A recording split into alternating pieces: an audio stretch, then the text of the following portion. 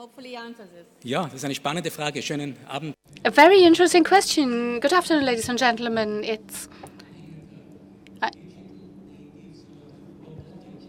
Well, this would not be the digital natives, but the robotic natives. And to answer the question of this charming toy, I'd say that in the future we will have collaborative systems in which people will work with collaborative robots.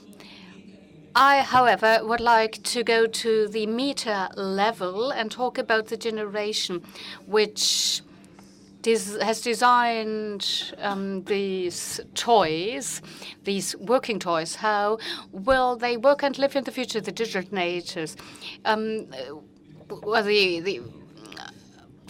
frontrunners of the robotic natives. Well, first, something about the time of transformation in which we are at the moment, and then I would like to talk about this generation.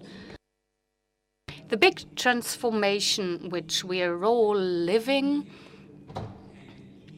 which very often is not a linear change. There are disruptions. One of the most favored words and narratives of this time. This transformation has to do a lot with technology, of course, but even more with changing values. Estimated sociologist Zygmunt Bauman talked about liquid modernity. Everything is flowing, everything is moving. Not the ancient Greeks, I'm talking about the ancient, not the new Greeks, modern Greeks. It's not a slow flow. It's a very fast-moving flow, changing or revolutionizing business sectors with increasing complexity and floating identities, permanently moving. And the big drivers in the background are, of course, social change, migration at the moment, for example, globalization, urbanization, resources optimization of the use of resources, and very strongly interconnectivity. And interconnectivity means, ladies and gentlemen, not only that we people are linked and connected, but that more and more our environment, digital tools are connected. Today there are 18 billion tools linking, connecting machines, chips. In a few years, in 2020, there will be 50 billion of our devices and tools will be connected. So then the car coming closer to a red traffic light will automatically break down. So the connection between people and people and people and the environment, the Internet of Things, will trigger enormous changes. One is just standing here in front of you, be it Industry 4.0 or self-propelled cars, which is a shift of paradigm. 3 days ago, there was an accident of an autonomous Google car for the first time caused by the Google car. So that was a shift in paradigm because in the insurance mathematics, from insurance mathematics, you've learned that human beings are more prone to cause an accident than an automated car. But we also need to develop new insurance models, smart cities, smart home.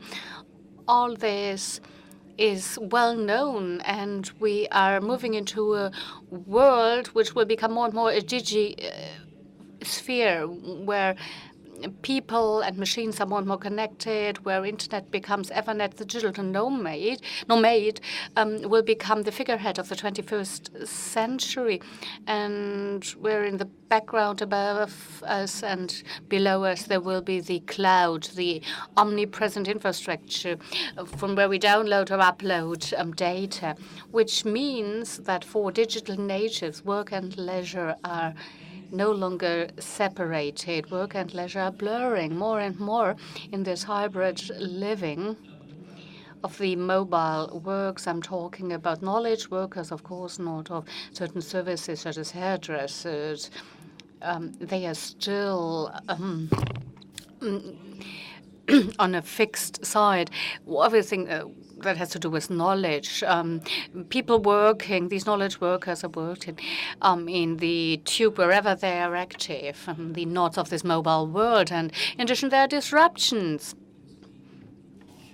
which revolutionize industries and business models. It's so interesting if you take, for example, Airbnb as an example, where you create a business model, one of the to be in a company that sells most beds without owning a single bed. And the Uberization, you use others, take them on board, instrumentalize them for your business. And all that has created a new generation of people. Let's call them the smart natives. If you look at the generations, there were the baby boomers who still make up 40% of the global workforce, those who were born between 1946 and 1964, the post-war generation, Generation X, the first depressive, no future generation, which is the third largest workforce group worldwide, and then Generation Y.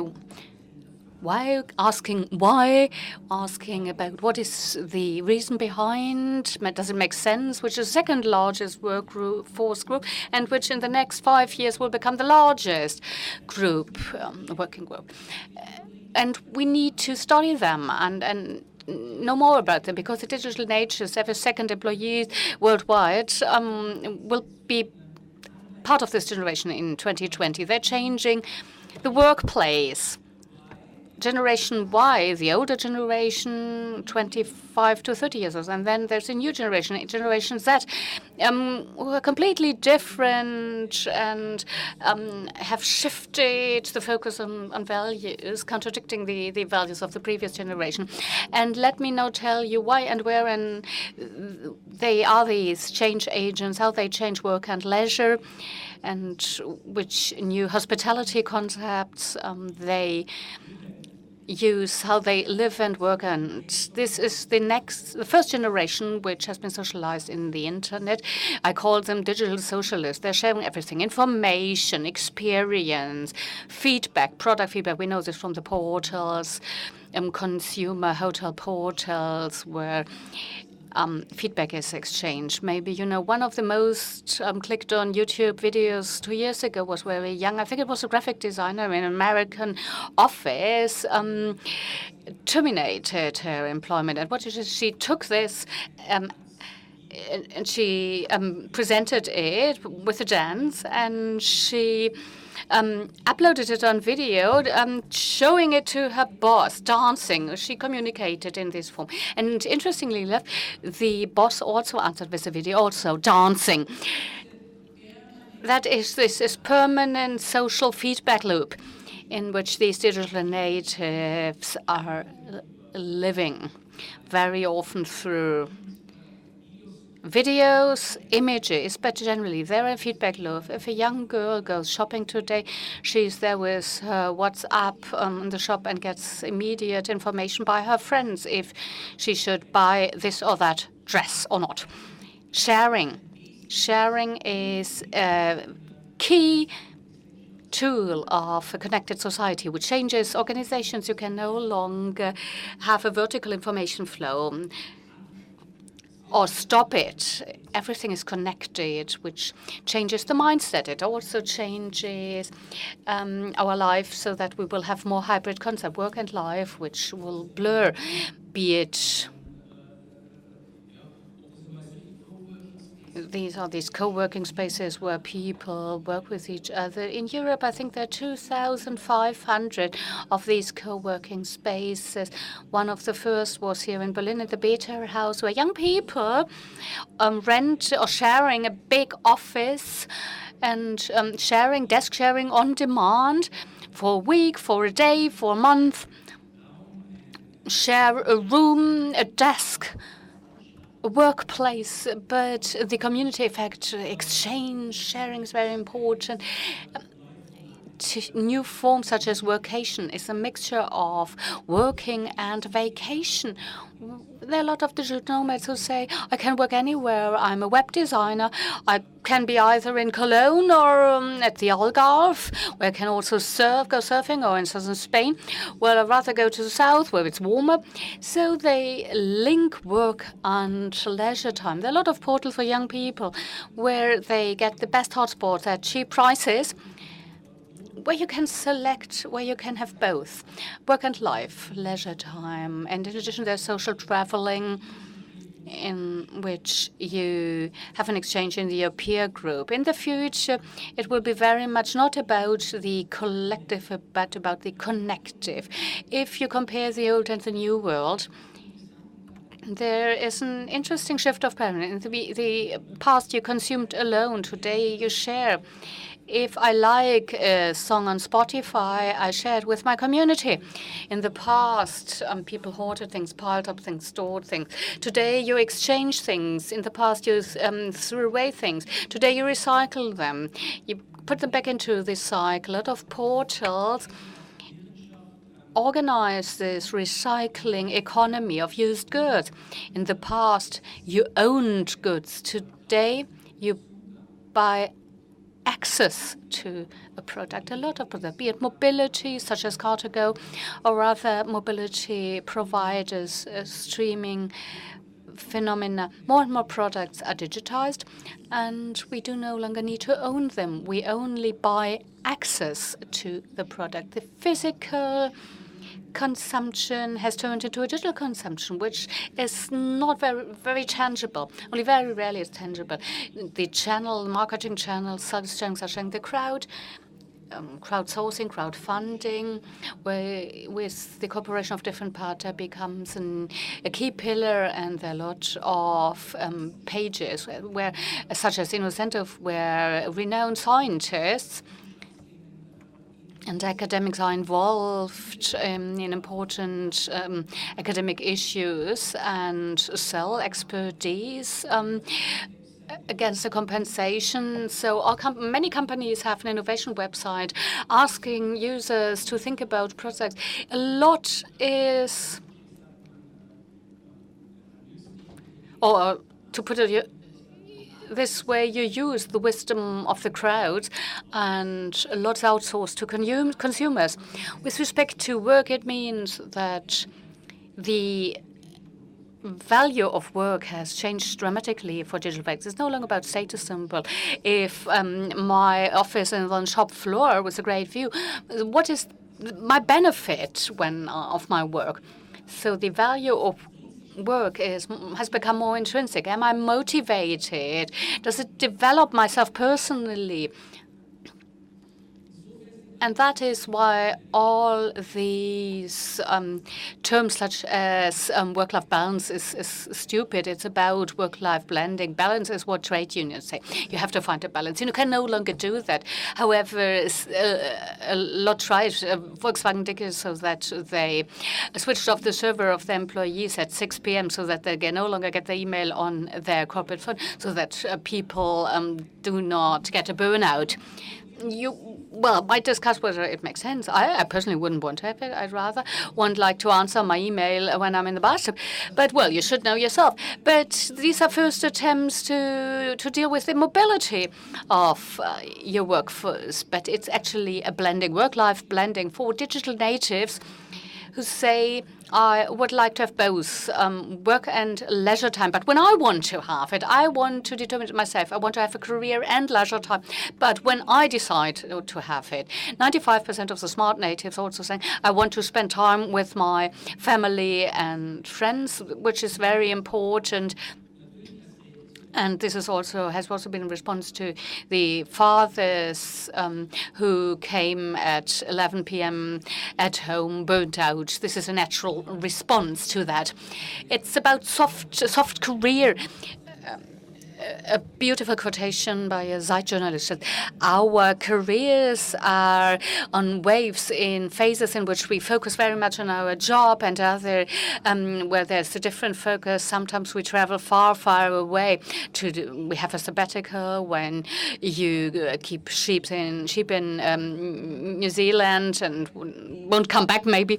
And the life cycle has become much more important. And companies are responding by offering more differentiated career models. They offer more project-oriented careers, expert careers. Not everybody wants to become have to a senior position or manager. Digital was more interested in the subject matter, not that much in career. It's about responsibility, but maybe in the second level, not that exposed. So they're not alpha animals, but rather beta animals. And statistically, every 18 months they take a new job. So they switch their job unless they feel that their values are a match. And this means the values is not that much about money. Work should make sure that I can develop myself, that I make a difference in society. 44 of the millennials plan to leave their company in the next 2 years. This thinking of living in a comfort zone, in a wellness zone, and to stay there, it's not shared by these young people. It might change biographically when they become 40, 45 years old. But we clearly see that mobility is very strong. Since the end of the linear biographies, where there is no longer one job from cradle to grave, where we see a very fragmented biography. You start to work in your late 20s, and after 18 months you switch job, and you find a new job with a new orientation. Today we do not have different jobs on average, and workplaces on average, and we are changing more and more. And young people especially, we also change our profession. Not just the job is changed, but also the profession. You become a banker, become a bank robber, and vice versa. These fragmented careers which you leave after 18 months, and people tend to work longer. In the future, you can expect that you will work until you're 70, 72 years old, until you retire, some voluntary, others not. And then later you will phase out your professional life, semi-retirement, here a project or a half-time job, but certainly not before you turn 70. These fragmented biographies, which are a kind of virus, which is digital native, have spread around the world. In 2025, the majority of young people will still work at stationary workplaces, but we will increasingly see the cloud workers as agency workers in the past, selling their work, their labor at digital platforms.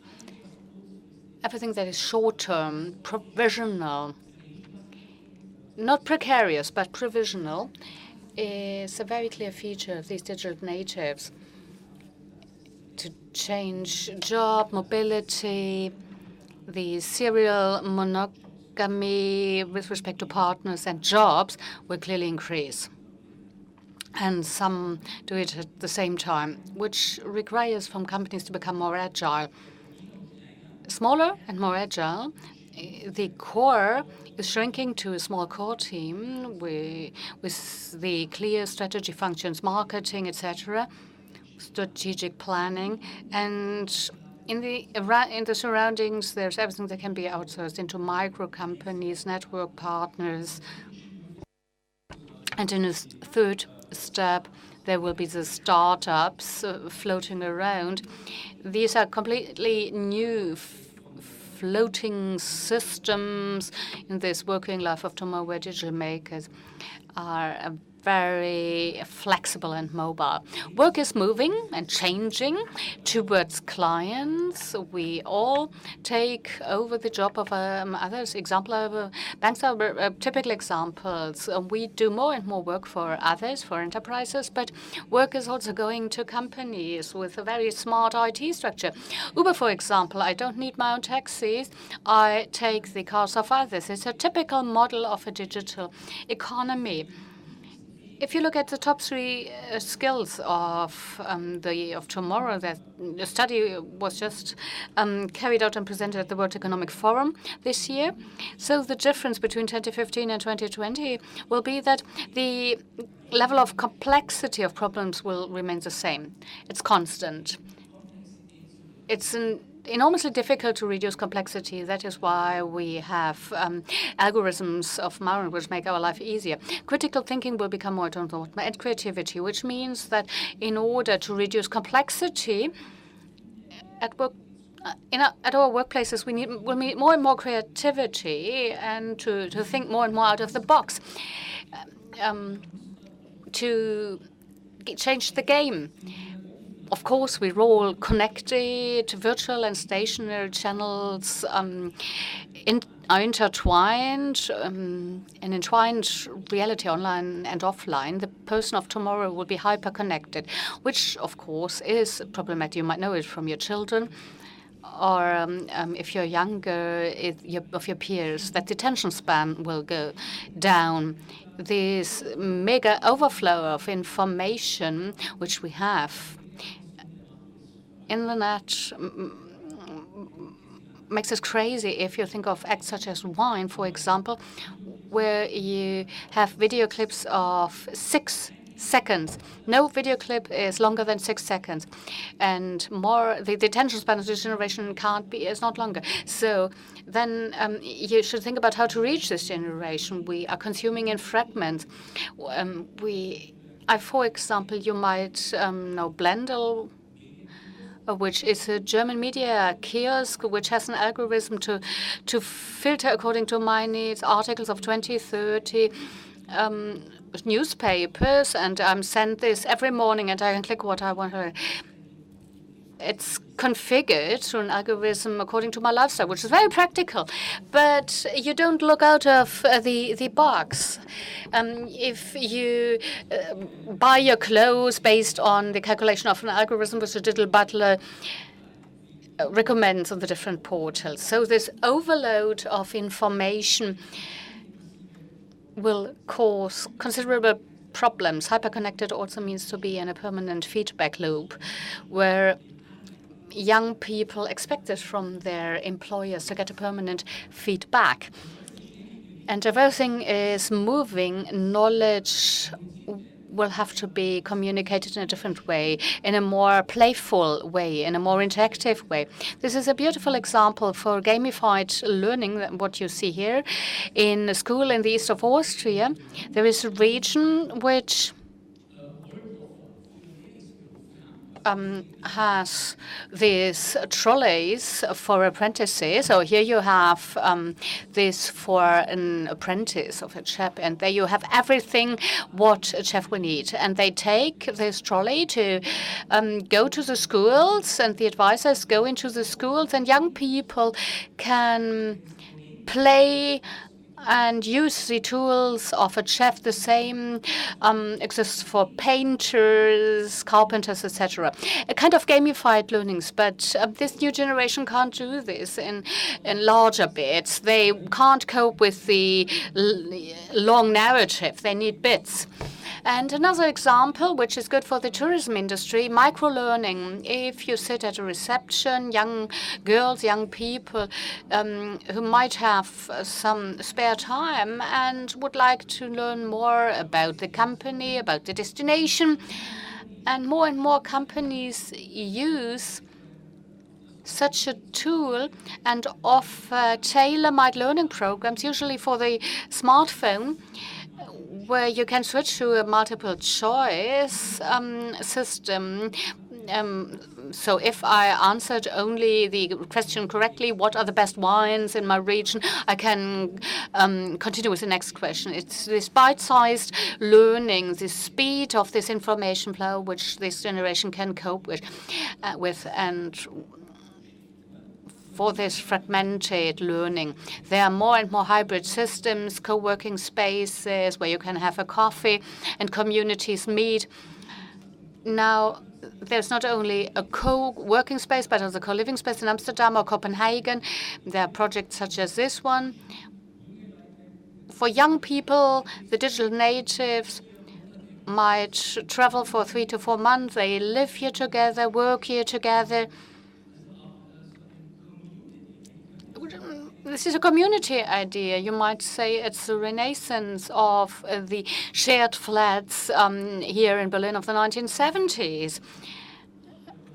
I live in Vienna, and there is the Shani Hotel, has been there for 1 year, and has turned around. And they have integrated a co-working space into the hotel with Fraunhofer, the Fraunhofer Institute, adapted to the digital nomads.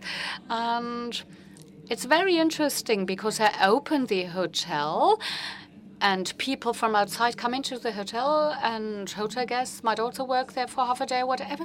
So these are very common approaches in the future, for the future, where we will see new hotel models, first in big cities, but then it will enter also the holiday sector more and more. New status symbols of digital natives. On the one hand, work and vocation at global hotspots, always on the road, and created experiences. I want to experience something which is recommended by my community. It's a strange lifestyle, the vegan fitness studio to a special restaurant. So a special story has to be behind, only then it's done. And it's interesting to see that you go only on vacation if the locals curate your experience there through algorithms, lifestyle algorithms such as here, Connecte and Pulse, where young people through local zonates can dive into urban destinations because experience is key for this generation. More experience, more important than projects. I get attention if I can tell a story around a project. If it's a soap, such as this one, in Chicken Basic, a nice design hotel in Barcelona. This is the cutest soap that you will steal from the hotel. Enjoy it. These are these little gadgets you take along, which provide an experience. This is the mindset of digital natives. It's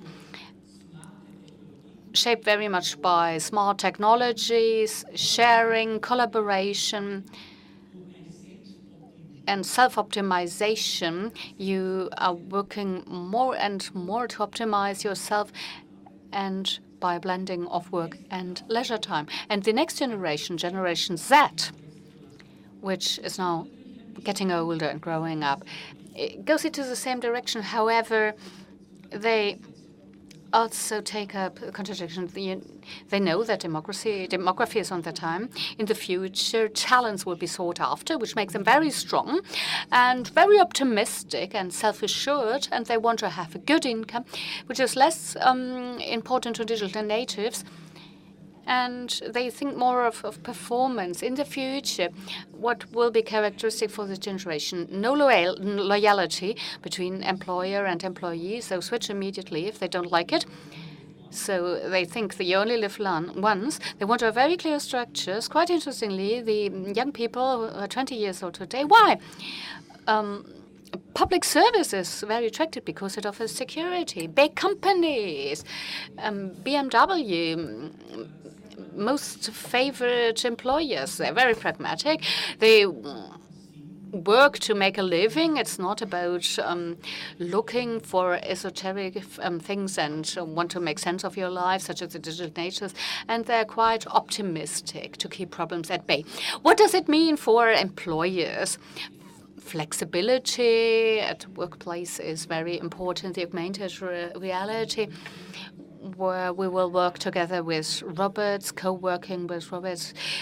humanoid or non-humanoid robots at all channels, digital stationery, and with a very elastic approach based on life cycles, with diversity. And as an employee, you have to deal with. The Information Way has a different focus than a Generation Z. Work-life blending and also performance-oriented. The very young ones don't do this. They couldn't care less. To create diversity, to have mixed teams, young, old, men, women, different cultures, which will be of central importance to align with this thinking in life cycles. Why should you do that? The CEO is asked by the CFOs, what happens if we invest in developing our people and then they leave us? The CEO answers, what happens if we don't and they stay? Against this backdrop, thank you and all the best.